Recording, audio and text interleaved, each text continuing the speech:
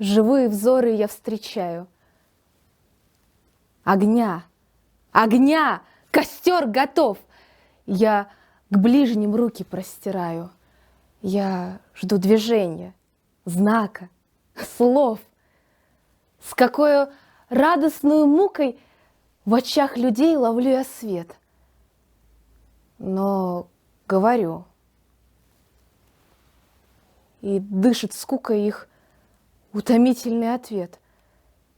Я отступаю безоружный, и длю я праздный разговор, и лью я воду на ненужный, на мой безогненный костер. О, как понять, что это значит? Кого осудим? Их?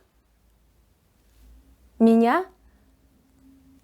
Душа обманутая плачет.